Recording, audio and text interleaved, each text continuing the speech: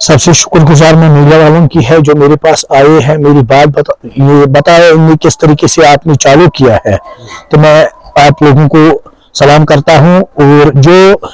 मेरा मकसद यही है कि जो मैंने ये यूनिट खोला है,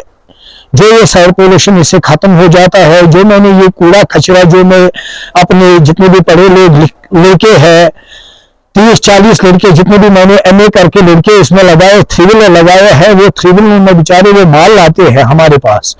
और यहाँ आके उनको शाम के टाइम में उनको पैसा देता हूँ और ये जितने भी कूड़ा कचरा दिन में जमा करके लाते हैं उनको भी रोजगार मिल रहा है और मुझे भी रोजगार मिल रहा है। और मेरी बात जब मन की बात में मेरा नाम लिया है गवर्नर साहब ने, मैं लाख लाख शुक्रगुजार हूँ अभी भी उस बात के। और मेरी मकसद यही है कि जो मुझे कुछ काम जो मैंने करा है ये सारा कुछ मैंने अपने जेब से पैसे वैसे लगाया और अपने पैसों से ही मैंने ये यूनिट चालू किया है और मैंने ये यूनिट चालू करके इसमें अपने पैसे लगा के फिर जो मशीनरियां है और जो गाड़ियां है जो ये कूड़ा कचरे के माल में लाता हूँ इनको मैं अपने जेब से पैसा देता हूँ, अपने जेब से ही ये लोग जमा करके लाते हैं और इनको शाम के टाइम हम पैसे देते हैं, इनको रोजगार बनता है। अभी ये इतना यूनिट अभी अगर मेरे पास इसमें 40 लड़के काम कर रहे हैं या 50 लड़के कर रहे हैं,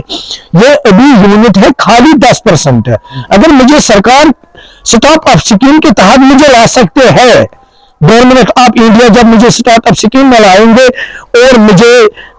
इसके साथ भरपूर हेल्प करेंगे, ये इंशाअल्लाह और 200 लोगों को रोजगार मिलेगा और जितना भी जम्मू एंड कश्मीर की जितनी भी कूड़ा कचरे गंदगी है वो पूरा साफ सफाई से रहेगा और लोगों को भी रोजगार मिलेगा और हमें भी रोजगार मिलेगा और पूरी कश्मीर की साफ सफाई रहेगी।